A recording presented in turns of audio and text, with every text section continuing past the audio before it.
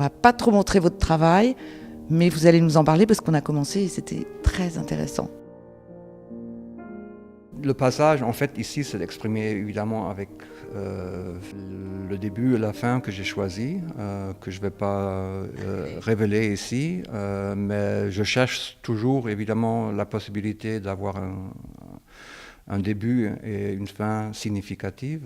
Et en fait, ici, c'est assez significatif parce que on peut dire que ça vient d'un trou noir et ça se termine dans un trou noir. Donc c'est un peu comme notre vie qui vient du néant et qui se termine un jour. Et on vit en fait entre deux éternités, chacun de nous. Donc on vient du noir et on repartira dans le noir.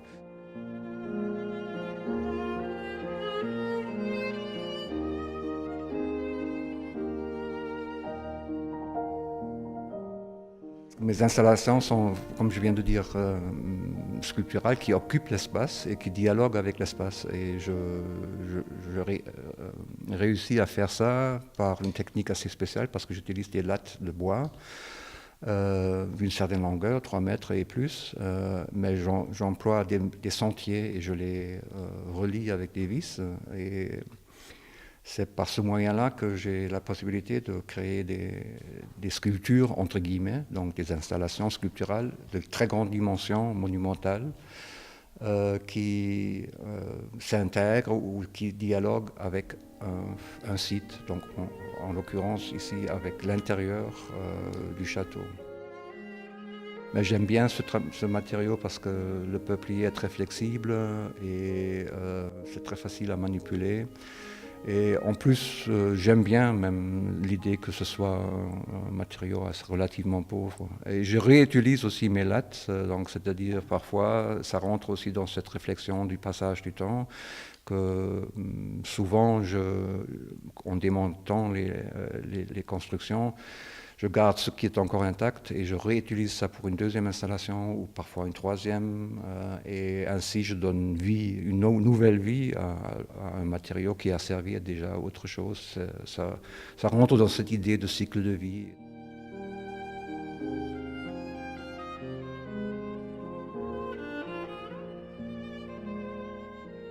En fait, la couleur, c'est dû à mes débuts comme artiste qui fait des installations, parce que j'ai commencé en effet dans la nature et je voulais créer un contraste encore beaucoup plus fort entre la verdure,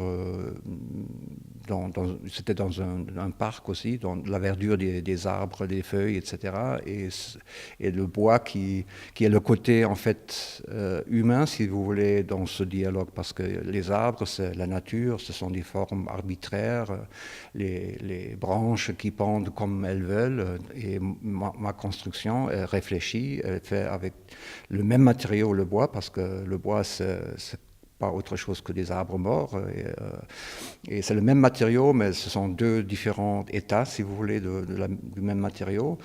Et je voulais créer ce contraste entre la vie, les formes vraiment naturelles, arbitraires en quelque sorte, et une construction réfléchie, géométrique, faite avec des matériaux, avec des sections rectangulaires, machinées par l'homme, installées avec des moyens techniques, etc. Donc ce contraste-là qui jouait, et pour souligner ce contraste entre bord et vie, si vous voulez, je l'ai noirci en fait, les lattes. Et j'ai gardé cette couleur.